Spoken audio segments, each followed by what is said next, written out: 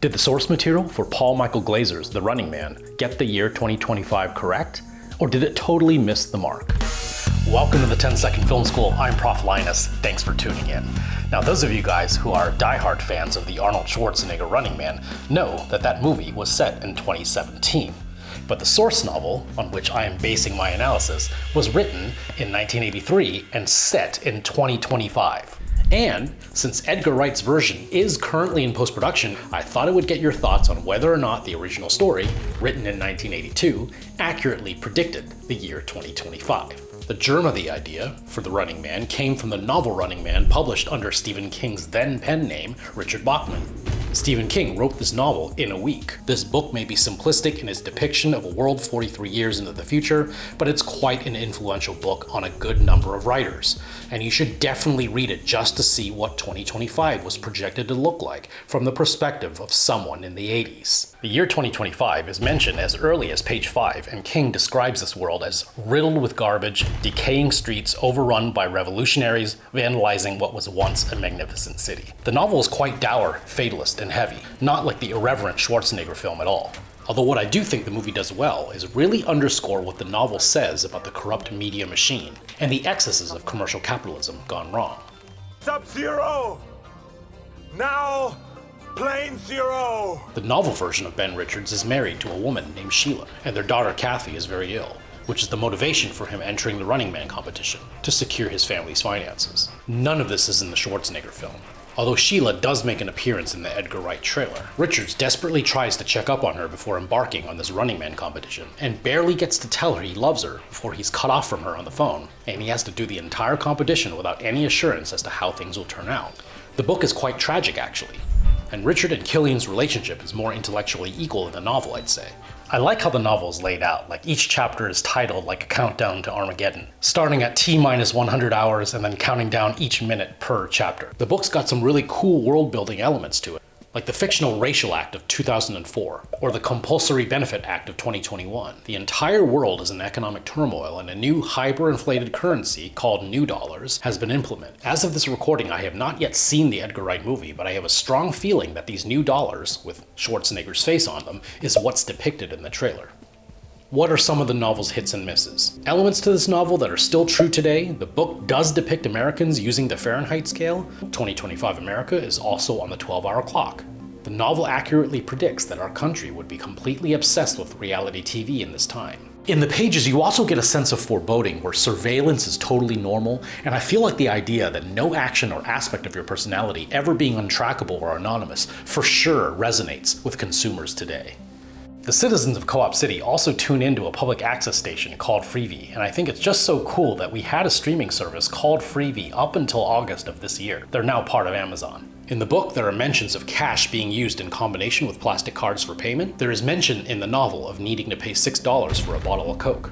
And I'd say we are quite close to that number now. There is a strong undercurrent in King's novel about the power of the mob and just how quickly they can turn on you. And how cool is this? How cool is this? Keep in mind, this was featured in both the novel and the '87 film. Do you remember the scene from the Schwarzenegger film where Richards is face swapped and fake newsed in a smear campaign against him? And in the novel, albeit this is a little bit different, in the chapter titled -81 and Counting, page 49, Sheila, the wife of Richards, has her likeness altered for a fake news campaign that is broadcast to everyone, and this totally offends Richards.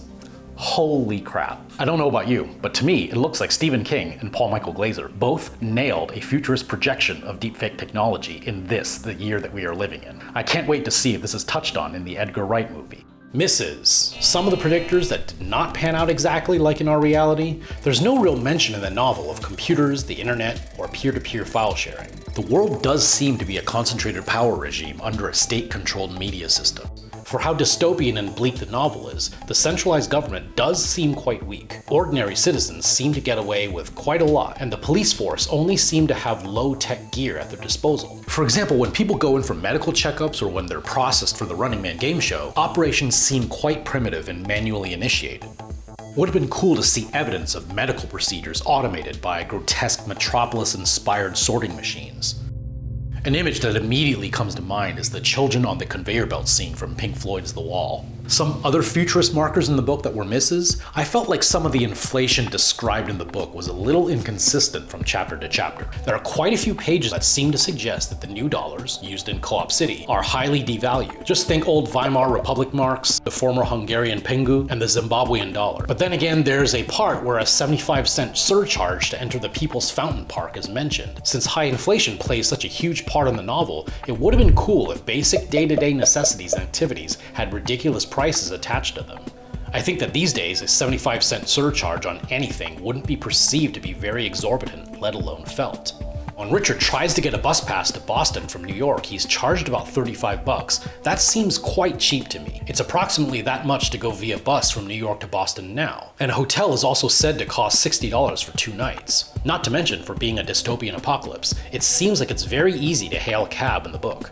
Maybe these new dollars aren't inflated after all. Also, Book Richards is supposed to be 28 and scrawny in the novel. And in the movie, the first movie, Schwarzenegger is in top physical form at age 40. And I think in the remake, Glenn Powell is 36 and he's not scrawny either. The relationship between the Hunters and Richards is a lot more cat and mouse in the novel. Definitely lots more serious and not camped up as it is in the Schwarzenegger film. And the contestants are volunteers, not former convicts like in the 1987 film. I wonder if these elements will be restored in the Edgar Wright film. It's also a nice touch that when Ben Richards takes off from the airport at the end of the novel, he takes off from Derry, Maine, which is of course the setting for Stephen King's It. By the way, show of hands, how many people out there have seen the German film Game of Millions or the French film Prize of Peril? Both of these films were based on a 1958 short story titled The Prize of Peril by writer Robert Sheckley. His book also concerned a life or death reality TV show where contestants are paid to stay alive. Yves Boisset, who directed the movie Prize of Peril, actually sued 20th Century Fox for copying his film, which came out 5 years prior to the Schwarzenegger Running Man. If you haven't seen the Paul Michael Glaser film, or you didn't have plans to see the Edgar Wright film yet, or you've never read the Running Man novel, get that on your schedule, kids. See just how cynically the future would be depicted. After all, we're living in it. What did you think of this video? What did I miss? And what other movies do you know that were set in 2025? Comment below. This is Prof Linus with the 10-Second Film School. Thanks so much for viewing, and I'll see you next time. Hi everyone. If you like what you saw, please consider following me at the social media links you see on the screen. If you wish to show more support, I'll include a link to my Patreon page, as well as a link to purchase my new classroom textbook. Thank you so much for viewing, and don't forget to subscribe.